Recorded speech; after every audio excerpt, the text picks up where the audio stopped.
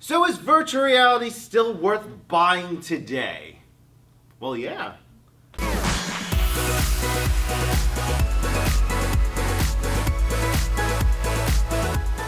What's going on, LPX community? I hope you guys are doing well. And as you can tell by the title and the intro, today I'm going to be talking to you a little bit about whether virtual reality is still worth buying or is it still relevant. And for those of you who just want to see my rant video about it, so it's not really a rant, but I talked for about an hour and a half about this topic during my live stream earlier this week, just go ahead and click on this annotation right above here to check out that video. But without further ado, let's go ahead and dive right on it.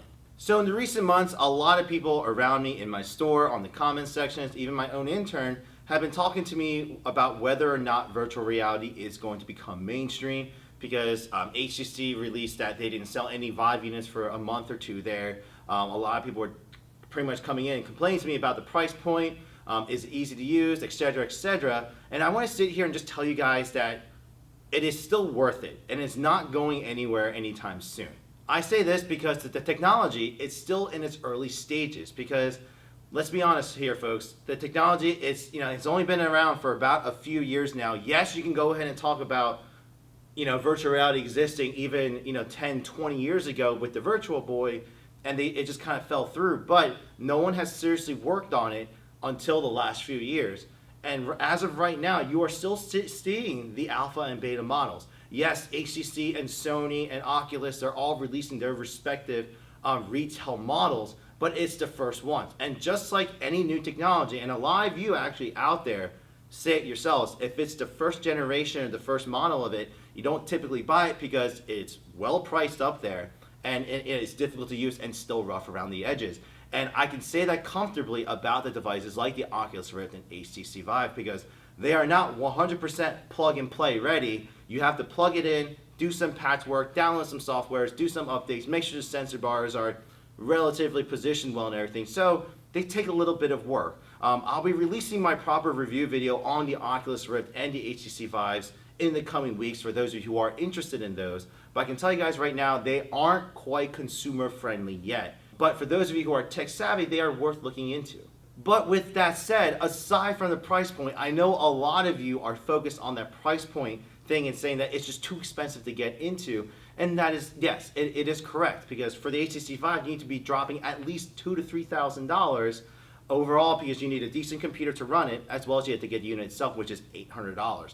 And a lot of you aren't willing to drop that price tag for it, and it is understandable. Right now, the people who are getting the HTC Vive and the Oculus Rift are mainly the enthusiasts, the people who really want to get into it and try it out. So people like me and other people who can afford it a little bit, they want to go in and test it for themselves, even if it means going out of their way to get it. But the people that do, including myself, all have seen the improvements, the vast improvements that have been going on the last few years.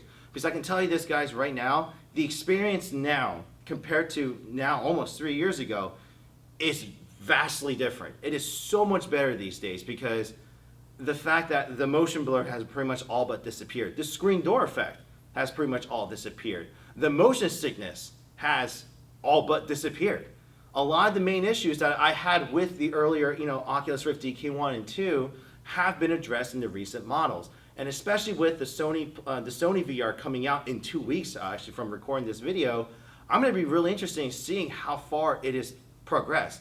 How consumer friendly has virtual reality become for the people? Because I said that about the Samsung Gear VR, the fact that you can just simply plug it into the VR unit, put it on, and it's already ready to go. So if anything, if you guys are looking for a cheaper alternative, and if you have a Samsung device, the Samsung Gear VR is the way to go if you want to go ahead and experience virtual reality. But for those of you who are gamers and want to actually get into the games, obviously those options are going to be a little bit more expensive, but they are getting there. Because I can tell you this, guys, right now, give it another year or two, and I'm going to guarantee you that the price points are going to come down with the newer models. Because as of right now, they're not cheap to develop. A lot of you can argue with me saying that, well, it's just a screen with 2 lenses on a headset. I can tell you this, guys, right now, it's a little bit more than that. And it's still in this prototype stages, so the first couple models are going to be expensive to make. But once they scale it, it's going to get cheaper. Just a quick lesson on technology, adoption. I took a college course on this.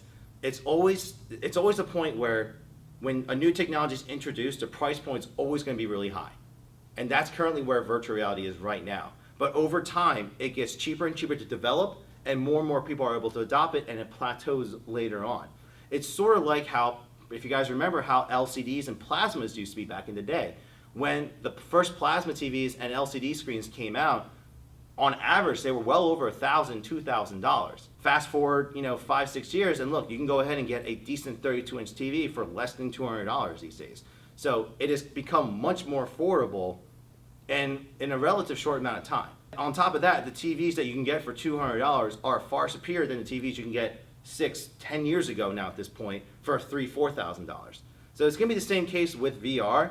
And with that said, it's going to develop a lot faster in my opinion, because technology these days has been improving faster and faster. The microprocessors are becoming more and more efficient within the time frame that it has in the last 10 years than it is now.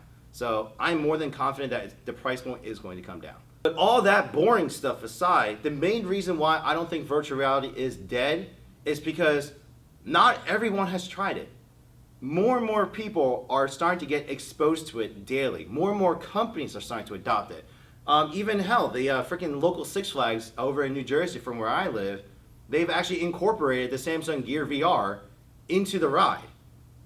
So that people are doing stuff like that. The local aquarium actually incorporated the Samsung Gear VR into an experience.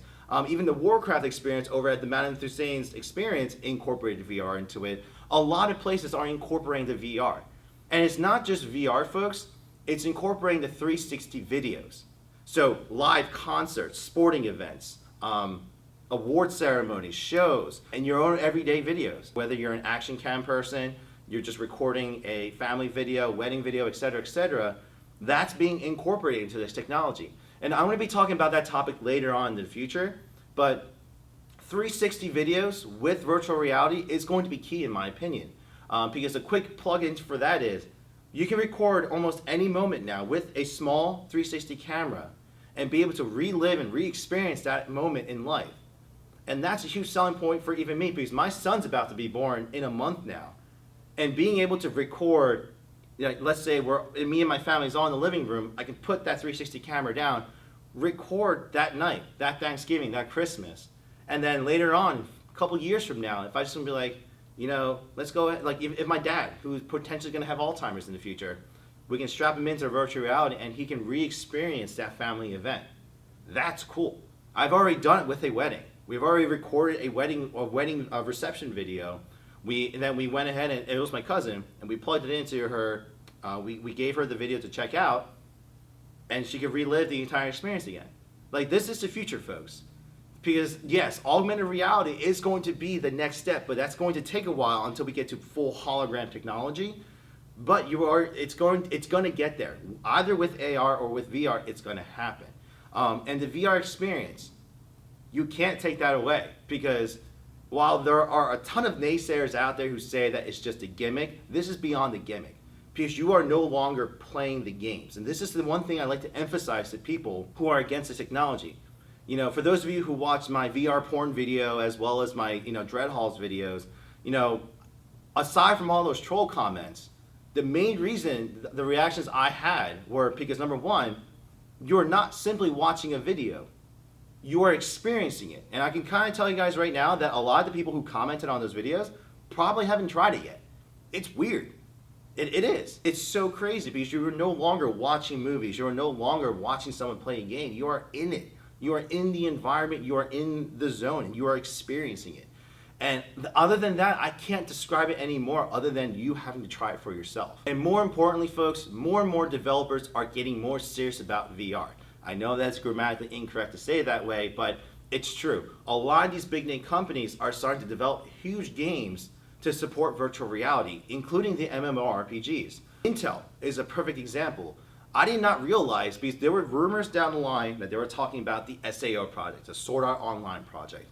It was a really popular anime that came out about the VR MMORPGs that they were going to work on. It was a buzz, but lo and behold, they were actually serious about it, and they made their very first working full prototypes of this game. It just blew my mind. It is not perfect yet. There's still a long way to go. But from that tech video, my God, like we're almost there, folks. You're almost at a point where you can actually fully dive into a virtual world and just experience it and just live in it. So once again, I understand that a lot of you are, honestly, the main troll comments I received from my last video was about the price. And I understand about the price. But with this technology, you gotta look past it. Even if you can't get it now, you gotta understand where it's at. It is not at the point where it is ready for the mass markets. But you gotta also recognize where it has come. There are options for you to get. So like I said, you can go ahead and get the Samsung Gear VR if you have a Samsung phone and experience virtual reality that way. That's your first step into this world. The price point, in my opinion, yes, it's going to matter very heavily, but there are ways for you to go try it yourself. Even if it's trying it yourself, you can finally get a taste of what's to come. Because give this technology a couple more years, and then, you know what? It might be in every household. Or, even better yet, HoloLens, Google Glass, AR technology might overpass virtual reality and take it even a step further. So what's going to happen in the next few years, I don't know. But hopefully this technology stays around, gets better, and hopefully all of us get to enjoy it pretty soon. Well, once again, guys, thanks for watching that video and stopping by my channel. If you actually stayed to this part of the video, thank you for watching, and you can let me know if you liked it by leaving me a thumbs up down below.